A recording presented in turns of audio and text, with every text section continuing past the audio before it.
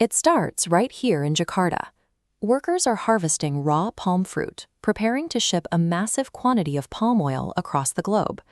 The specific goal for the seller is to move exactly 50 metric tons of that oil from Indonesia all the way to a buyer in Delhi, India. If we look at the required route on this map, you can see 3 distinct geographical legs. The cargo has to move by truck to the Jakarta port, travel by ocean freighter to an Indian port, and finally fly or drive inland to reach Delhi.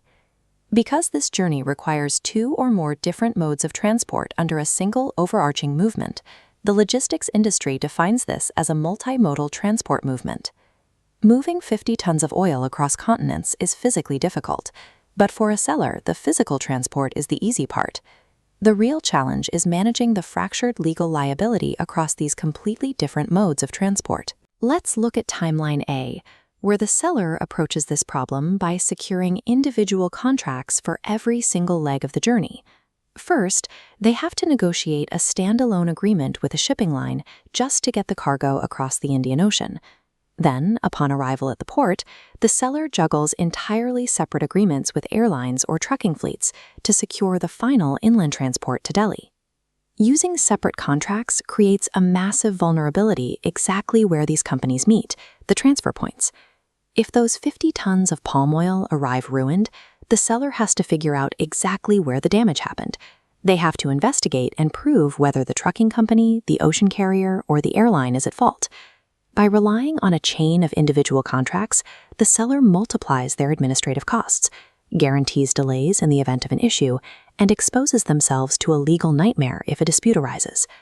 Now, let's look at Timeline B. Instead of juggling multiple carriers, the seller uses a Multimodal Transport Document, or MTD. In India, this unified document is strictly governed by the Multimodal Transportation of Goods Act, passed in 1993 to modernize trade logistics. This law created a specific legal entity capable of issuing the document, the Multimodal Transport Operator, or MTO. Under the 1993 Act, a company cannot simply declare themselves an OTO. They must be formally registered under the Act, ensuring only authorized, thoroughly vetted professionals can legally organize these complex routes. Once registered, the operator assumes total control and liability for the goods from the exact moment they receive them in Jakarta until final delivery in Delhi. By utilizing an MTO, the seller completely removes themselves from the logistical headache. They shift the burden of coordinating logistics and managing legal accountability entirely onto one regulated professional. This document is legally superior due to the 11111 rule. First, one contract replaces all fragmented agreements. Second, one operator manages the entire movement. Third, one document acts as transport contract, receipt, and title. Finally, one claim is filed directly against the MTO. Compressing the shipping process into these 4 pillars drastically reduces a seller's administrative overhead and guarantees a clear, undisputed path to compensation if things go wrong.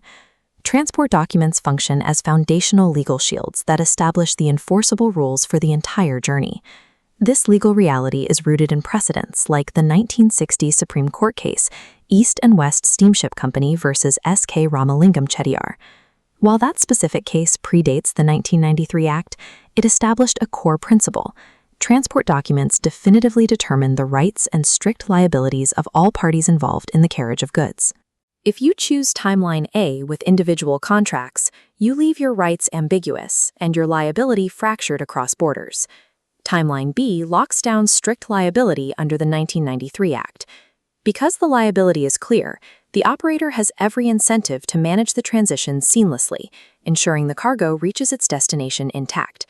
Efficiency in global trade comes from legally unifying a fractured journey into one operator, one document, and one contract.